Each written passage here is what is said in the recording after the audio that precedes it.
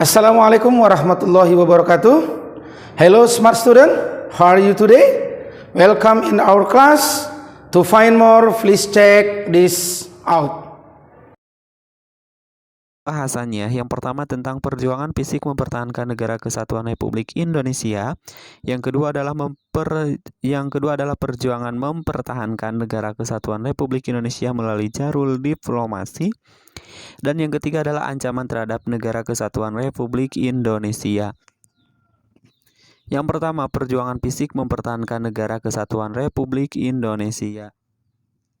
Nah, yang bagian A adalah insiden pengibaran bendera di Surabaya. Nah, insiden ini terjadi pada tanggal 19 September 1945. Orang Belanda mengibarkan bendera merah putih biru pada tiang di atas Hotel Yamato. Nah, otomatis menimbulkan kemarahan warga sekitar dan warga sekitar langsung naik untuk menurunkan bahkan merobek bendera merah putih biru dan diganti lagi oleh bendera merah putih. Yang kedua, pertempuran 5 hari di Semarang. Pertempuran terjadi mulai pada tanggal 15 Oktober 1945 sampai pada tanggal 20 Oktober 1945. Kurang lebih sebanyak 2.000 pasukan Jepang berhadapan dengan TKR dan para pemuda. Peristiwa ini memakan banyak korban dari kedua belah pihak. Yang ketiga, pertempuran Surabaya pada tanggal 10 November 1945. Terjadinya pertempuran di Surabaya diawali oleh kedatangan atau mendaratnya Brigade 29 dari Divisi India ke-23 di bawah pimpinan Brigadir Malabi pada tanggal 25 Oktober 1945. Namun, kedatangannya tersebut mengakibatkan terjadinya kerusuhan dengan pemuda karena ada penyelewengan kepercayaan oleh pihak sekutu. Yang keempat adalah pertempuran Ambarawa. Nah, pertempuran ini diawali oleh kedatangan tentara Inggris di bawah pimpinan Brigjen Battle di Semarang pada tanggal 20 Oktober 1945 untuk membebaskan tentara sekutu. Yang selanjutnya yaitu pertempuran Medan Area. Pasukan sekutu yang diboncengi oleh Serdadu Belanda dan Nika di bawah pimpinan Brigadir Jenderal Ted Kelly mendarat di Medan pada tanggal 9 Oktober 1945. Pada tanggal 13 Oktober 1945 terjadi pertempuran pertama antara pemuda dan pasukan Belanda yang merupakan awal perjuangan bersenjata yang dikenal dengan Medan Area. Yang selanjutnya adalah Bandung Lautan Api. Pada tanggal 21 November 1945, sekutu mengeluarkan ultimatum pertama agar kota Bandung bagian utara dikosongkan oleh pihak Indonesia selambat-lambatnya pada tanggal 29 November 1945 dengan alasan untuk menjaga keamanan. Yang selanjutnya adalah pertempuran Margarana. Pada tanggal 2 sampai dengan 3 Maret 1946, Belanda mendaratkan pasukan di Bali. Saat itu Letnan Kolonel I Gusti Ngurah Rai sedang mengadakan perjalanan ke Yogyakarta untuk mengadakan konsultasi dengan markas tertinggi TRI Belanda. Yang selanjutnya adalah perlawanan terhadap agresi militer Belanda. Belanda selalu berusaha menguasai Indonesia dengan berbagai cara. Berbagai perundingan yang dilakukan seringkali dilanggar dengan berbagai alasan.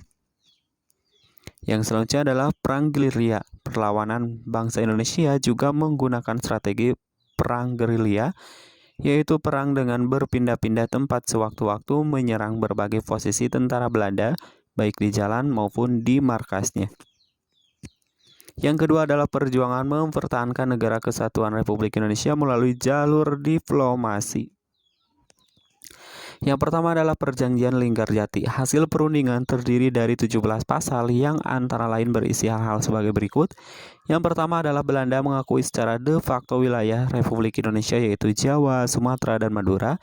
Yang kedua adalah Belanda harus meninggalkan wilayah Republik Indonesia paling lambat pada tanggal 1 Januari 1949.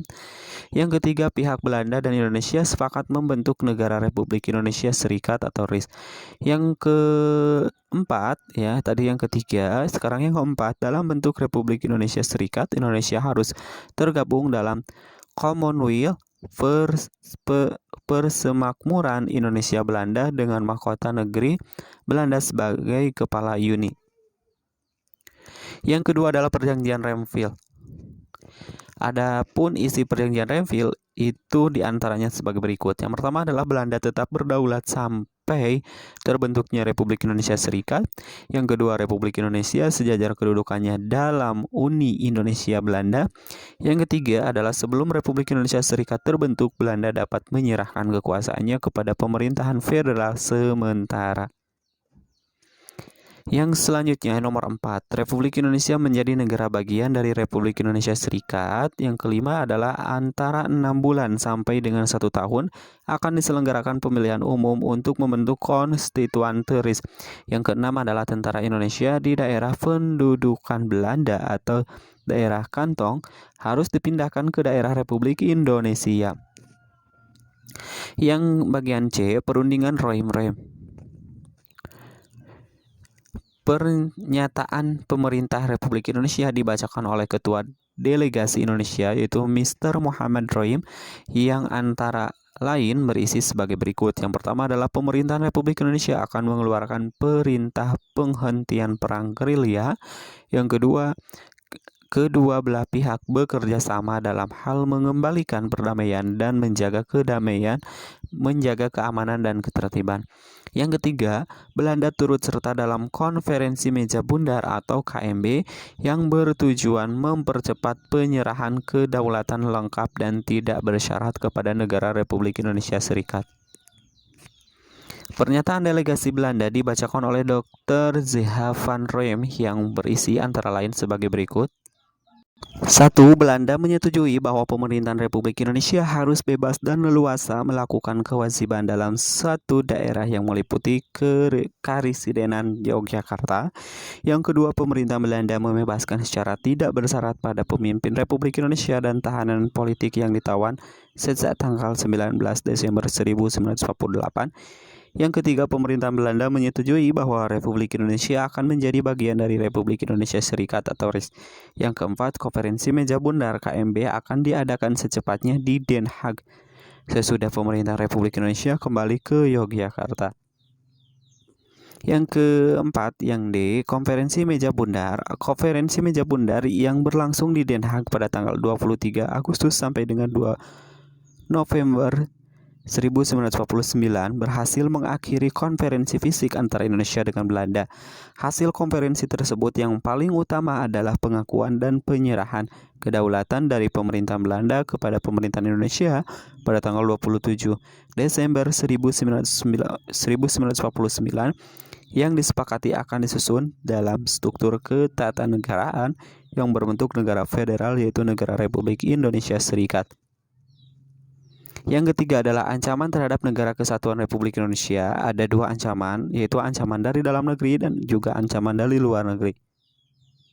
Ancaman dari dalam negeri diantaranya adalah disintegrasi bangsa atau perpecahan bangsa. Nah, kenapa terjadi disintegrasi bangsa? Karena kan di Indonesia itu suku, adat, terus juga bahasa itu pasti kan berbeda-beda. Nah, dengan adanya keperbedaan tersebut tidak menutup kemungkinan akan terjadinya sebuah konflik atau juga tidak menutup kemungkinan terjadinya perpecahan bangsa.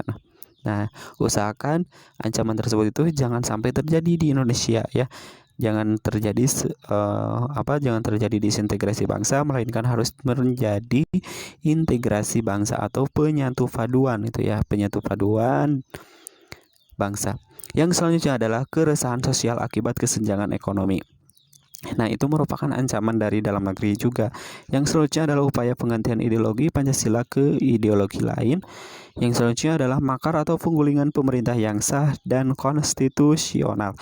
Yang kelima adalah munculnya memperluas daerah otonomi tanpa alasan yang jelas hingga permasalahan yang muncul di wilayah perbatasan negara lain. Dan yang terakhir adalah terjadinya KKN, korupsi, kolusi, dan nepotisme dan lain-lain. Yang selanjutnya adalah ancaman dari luar negeri. Ancaman dari luar negeri yang perlu diwaspadai saat ini adalah ancaman non-militer. Nah, karena kan waktu masa penjajahan itu pasti bersifat fisik, ya lebih kepada bersifat fisik. Tapi kalau sekarang itu pasti ancamannya itu adalah bersifat non militer, baik dari segi politik, ideologi, ekonomi, sosial budaya dan yang lain-lain. Nah, ini adalah salah satu gambar yang terjadi. Salah satu contohnya adalah illegal logging, itu menjadi ancaman serius bagi lingkungan alam Indonesia. Terus juga ada illegal fishing, ya, pencurian ikan, itu ya, seperti itu. Banyak hal lain yang ancaman dari luar negeri. Semoga bermanfaat. Sampai ketemu di video pembelajaran selanjutnya. Assalamualaikum warahmatullahi taala wabarakatuh.